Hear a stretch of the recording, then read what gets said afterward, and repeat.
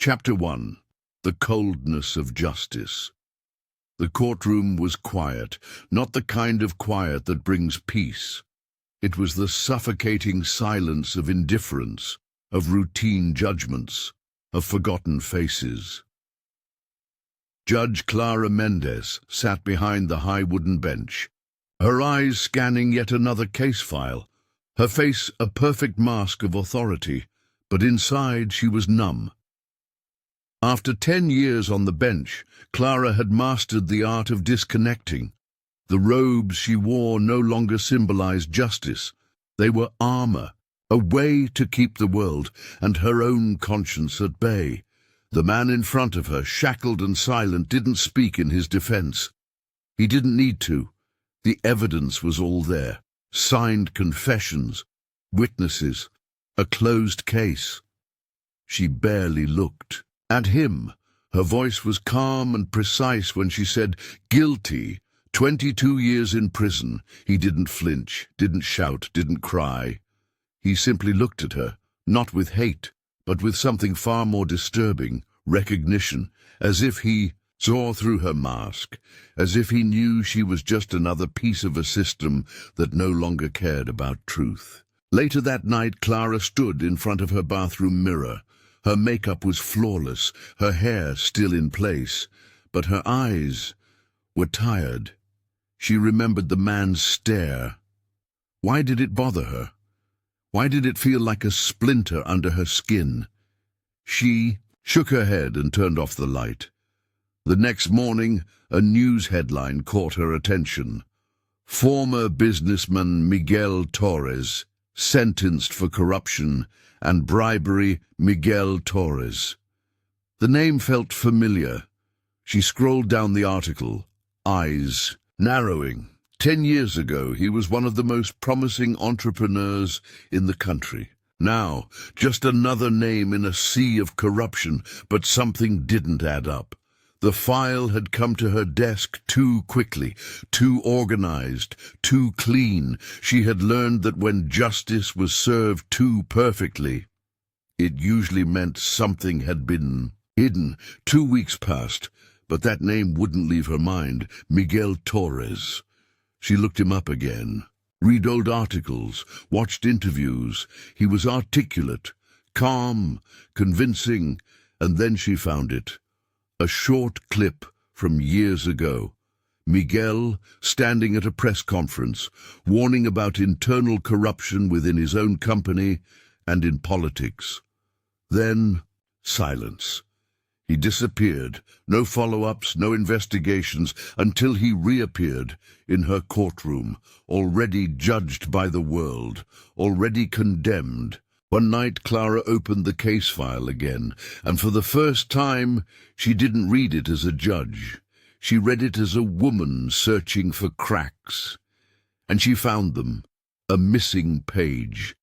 A testimony dated before the alleged event. Witnesses who were all tied to the same political circle. She sat back, heart pounding. Had she just sentenced an innocent man? That night, her sleep was haunted. She dreamed of a prison, dark, cold, endless. And inside, Miguel stood silently, watching her. But this time his stare was no longer quiet. It was screaming, and she couldn't look away. Chapter 2. Shadows that walk rain painted the city in silver streaks as night fell. The courthouse, once grand and proud, now looked like a fortress of secrets under the storm. Its walls, soaked and stained by time, whispered stories no one dared to hear. Clara sat in her office long after everyone had left.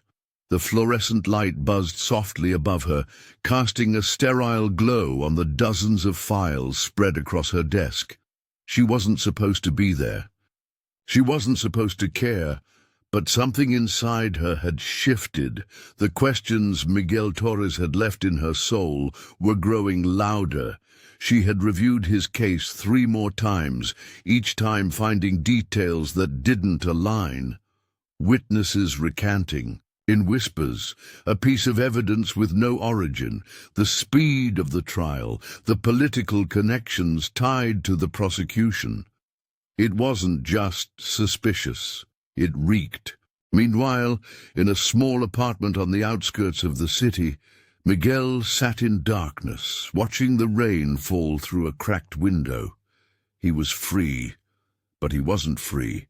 After months behind bars, a technicality had forced his release pending appeal. He was still a prisoner of the media, of the public eye, of the lies, but worst of all, he was alone. He took a sip from a chipped mug of coffee, his hands still shaking from nights of interrupted sleep. The face of Judge Clara Mendez haunted him, not because of the sentence she gave him, but because for a split second he thought he saw doubt in her eyes. He didn't hate her, he hated the system that used her. He hated that he had been silenced for so long, but he still had something they hadn't taken, the truth, and now he had someone's attention. One night, Clara left the courthouse through the underground parking lot. She didn't hear the footsteps behind her at first. They were soft, almost careful. Then a voice broke the silence. "You're looking for answers, aren't you?" Clara turned sharply. Her heart raced. A tall man stood under the dim yellow light, partially hidden by shadows.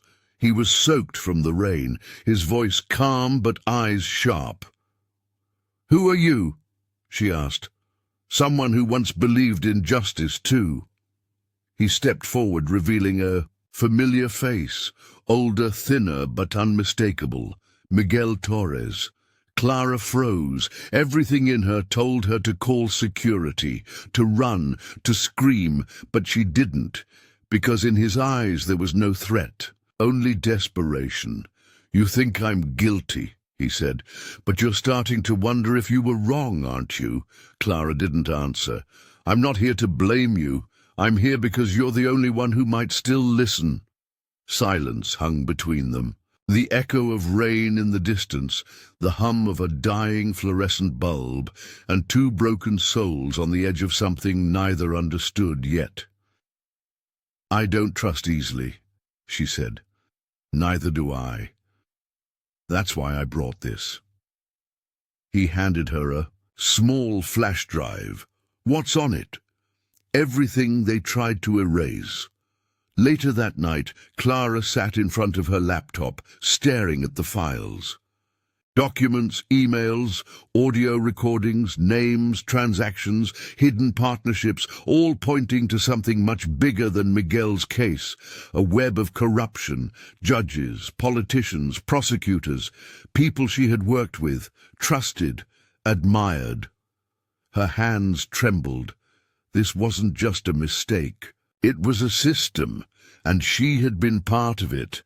Meanwhile, Miguel stood in the rain, watching her window from afar. He had taken a risk, but something in her told him it hadn't been in vain. She would look deeper, and maybe, just maybe, she'd find not only his truth, but hers.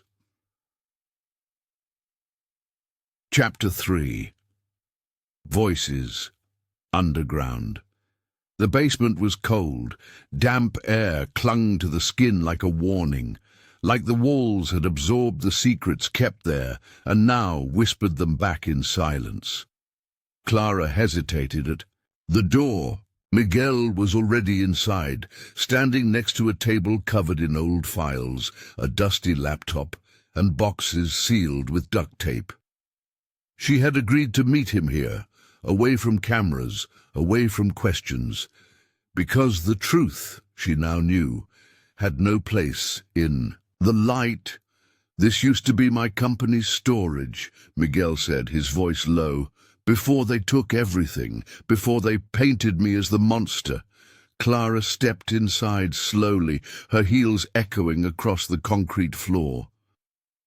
"Why are you doing this?" she asked. Miguel didn't look at her. He opened a box and pulled out a thick folder. "Because it's not just about me." Because the ones who set me up, they're doing it to others. And I know where it ends." He placed the folder in her hands. Inside were reports, email threads, signed authorizations, names she recognized. Some she had ruled with in court, others she had sentenced alongside. It was all too real, too massive. Clara sat down, her hands trembling slightly. This is dangerous, Miguel. I know." He finally looked at her. "That's why I couldn't do it alone." They spent hours in that underground room, sorting, reading, cross-referencing timelines and names. The deeper Clara went, the more her foundation cracked. She had been blind. Blind to the manipulation, to the coordinated arrests, to the coerced witnesses and planted evidence. She had thought she was serving justice, but she had only been signing off on injustice wrapped in a polished file. At one point, she looked up. From the documents, her voice barely a whisper. "I think I sent at least 5 innocent people to prison." Miguel's face softened. He didn't smile, but there was something in his eyes that looked like understanding. "You believed in the system. So did I. And now I believe in something else." He didn't say it, but Clara felt it. Truth. Redemption. Maybe even her. They met in that room, night after night. They became partners, allies, 2 ex-believers of the system, now working to expose it. But something more dangerous began to grow between the evidence and the silence between them. Trust. Clara had never trusted easily, not even herself. But Miguel, he wasn't just showing her what had been hidden. He was showing her what it meant to feel again.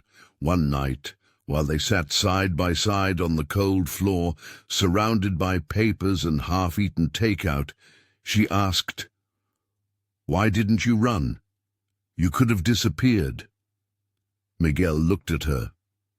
"Because if I disappear, they win. And I want my life back. All of it." His eyes stayed on hers, the meaning behind his words heavier than the silence that followed. She looked away, heart pounding. She wasn't ready, not yet. But something had shifted. The lines between right and wrong, justice and law, guilt and innocence, they were all blurred now, except one. They couldn't let this remain hidden, because what they found in that room didn't just threaten a few names. It threatened an entire institution. Clara knew the cost, but she also knew the truth now, and once the truth is seen, it cannot be unseen. Chapter 4. The Fall of the Untouchables. The storm wasn't just outside now. It was coming for the powerful, the ones who had sat comfortably in polished offices, sipping expensive whiskey while signing away lives like they were numbers on a page. They had ruled without fear, untouchable, until now. Clara walked into the courthouse that morning, no longer as the judge who blindly followed files, but as a woman carrying a war inside her chest. She had seen too much. And once you know the truth, silence becomes a betrayal. Underneath her robe, tucked safely in a hidden pocket, was a flash drive. Everything Miguel had uncovered, everything she had cross-checked, verified, and painfully confirmed. She had made her decision. In the days that followed, they moved like ghosts through the system, carefully, quietly. They leaked evidence anonymously to journalists. Sent anonymous. Tips to the Integrity Division. Filed official complaints under aliases. Names began to surface, whispers turned into murmurs, then headlines. Federal investigation launched into high-ranking officials. Judge suspended after allegations of bribery. former prosecutor accused of evidence tampering. Each name that fell was someone Clara once shook hands with. Each scandal revealed was a dagger twisted into the reputation of a justice system she had once believed was untouchable. But the fight wasn't one-sided. Clara began to receive anonymous messages, threats disguised as questions. Her car tires were slashed, her phone tapped. Someone followed her home one night, and yet she didn't stop, because for the first time in years she believed in something again, not the system, not the title, but in the people who had been silenced, in the truth buried under ink and lies, and in Miguel. One evening, after they had spent the entire night organizing the last batch of evidence, Clara leaned back and looked at him. He was exhausted. His eyes were heavy, but there was light in them again. "If they come after us, we may lose everything," she said. "Maybe. But if we don't do this, we've already lost who we are." He took her hand. "You brought me back, Clara." She hesitated, her breath catching. "And you reminded me what justice really means." Their fingers stayed intertwined. It wasn't romantic in the traditional sense, but it was real, raw, the kind of bond that is forged under fire and truth. The real blow came a week later. The leaked files had reached a national network. A full expose aired during prime time. Names, dates, paper trails, even audio recordings of conversations between judges and politicians plotting outcomes before trials began. The country erupted in outrage. Protests formed. Judges resigned. Arrests were made. The public demanded answers, and Clara was asked to testify, not as a judge, but as a witness. In the courtroom where she had once sat above all, Clara now stood under oath. She looked around, at the press, the angry eyes, the cameras, the people she had once feared, and then she saw him. Miguel, standing in the back, arms crossed, silent, steady. She closed her eyes and told everything. The truth, the lies, the system, the fall. That day, the untouchables fell, but something else rose in their place, a spark of justice, real justice, the kind that costs you something. Chapter 5. Where Justice Lives months had passed. The courthouse was no longer a monument of silence. It was under renovation, physically and morally. New faces filled old chairs. Old systems were torn down. The smell of fresh paint mixed with the scent of change, but for Clara, the scars remained. Her resignation had been voluntary. Some called it noble. Others called it cowardice. She didn't care. She hadn't left because she was afraid. She had left because she finally understood. Justice doesn't live in titles. It lives in people, in actions. In truth, Miguel had been cleared of all charges, his name restored. But reputation was harder to repair than records. He had declined every interview, every talk show, every book deal. He didn't want fame. He wanted peace, and maybe he wanted her. Clara now lived in a smaller apartment, closer to the ground, away from penthouses and power suits. Her bookshelf was filled not with law books, but journals, letters, records of people failed by the system, and the ones still waiting for someone to see them. One morning, a knock at her door broke the quiet. She opened it to find Miguel, holding 2 coffees and a tired smile. "Thought you could use this," he said. She laughed softly. "I always could." He stepped inside. There were no grand declarations, no dramatic confessions, just silence, comfortable, safe. He placed the coffee on the table and sat beside her, pulling out a folder.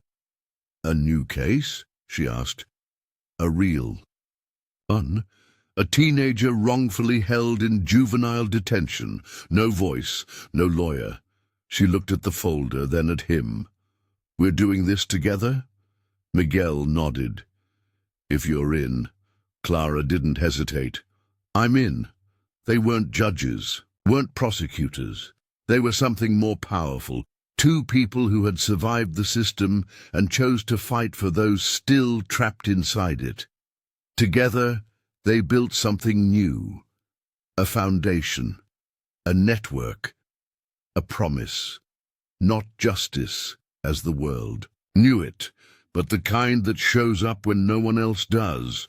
And through it all, something quiet but unbreakable grew between them. Not out of romance alone, but out of respect, pain, healing, truth. One night, sitting under a string of dim lights in a small rented office, Clara looked at Miguel and whispered, "Do you ever think we were meant to find each other?" Miguel took her hand. "I think we found each other the moment we both stopped running." They smiled, not because the fight was over, but because now they weren't fighting alone.